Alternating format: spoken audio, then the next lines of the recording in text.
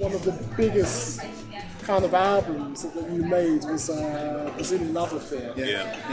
And I remember when I went to Rio in, this must have been about 1985, what happened was, I had a hotel room with my dad, and he snored like that motorbike was just like, people say that I snore, but one night I stayed up all night and I didn't hear myself snore, so I know that I don't snore. Anyway, so what I used to do, I used to go to the balcony and I used to just listen to the Brazilian Love Affair album every night, and I must admit, when I listened to it, one thing about Brazilian music, until you go to Brazil, I don't think you can really understand where that music came from until you go to Europe yourself. But how was that? I made a pact with myself that I was going to go. First time I went there was with Cannonball Adderley, 1971. And that time I didn't get a chance to meet Milton because we were supposed to, but I didn't get a chance to meet him because he was sick and he couldn't make the show. But I bought every record I could find by him and any other Brazilian I could find. I mean, I bought a new suitcase and just packed it, with records. Brought it back and it changed my life, really, And I said, one day I'm going to go back there and make a record and I want Milton to sing on it. So by the chance, things happened, Flora and Ayrton actually brought Milton to my house, and we kind of became friends, and we started talking. I said, man, one day I'm going to come to Brazil and blah, blah, blah. And he said, oh, Jorge, you call me. He didn't speak a lot of English then. So eventually I went there, called him, and we made this record. And it was an amazing experience taking my band down there, interacting with Brazilian musicians. I mean, I would hang out on the beach at night. I kind of tried to absorb the culture, eat the food, whatever I could do, and it was an amazing experience. And the record was not designed to be a commercial record. I wasn't thinking about radio. I wasn't thinking about anything except trying to merge what I felt about music with Brazilian sounds and feelings. And that's what happened. There was a lot of noise out there, and so that's what happened. And I came back to LA, and all of a sudden, out of all the records I've done, this record has hung around almost the longest, and over here it became even bigger than any of my other records. In London, in England in particular, the UK, it's very strange.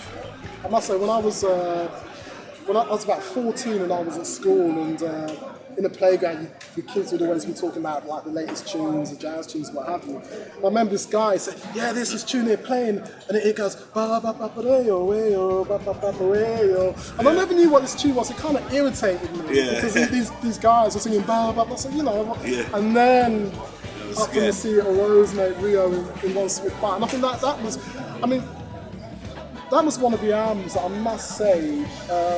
Chicory as Light as a Feather comes to mind, and Your Brazilian Love Affair, which are just two complete albums, just complete, and there every track. And there's another one in my future. I definitely want to go back and do another one, but there's some other like that, some other cultural things I really want to do.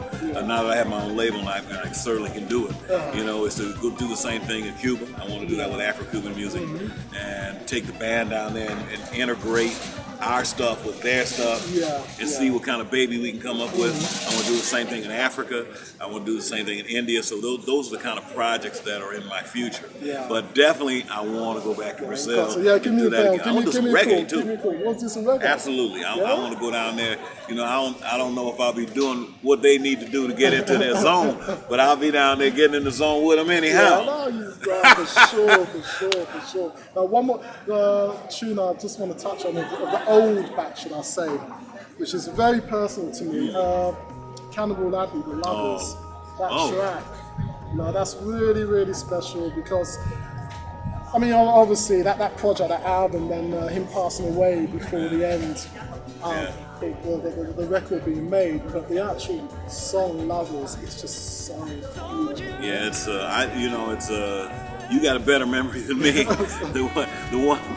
The last thing I remember that we did a record called Pyramid, and it was a great album. It was a double album, and for some reason, I could tell Cannon was sick because every time, he just wanted to do what he wanted to do, and if he had to go, he was going to go, period. and I just didn't understand because I wanted him to stay around longer, you know, and he just felt that he needed to do what he always did, so he didn't care, you know, on that level. But for some reason, we finished those albums quickly, and it's amazing to say why, but we finished early, so we just kept recording. That's really what happened. That track in particular didn't stick out in my mind. It's funny. That's why I'm saying you remember things that you pick up things that I didn't pick up, but that happens a lot.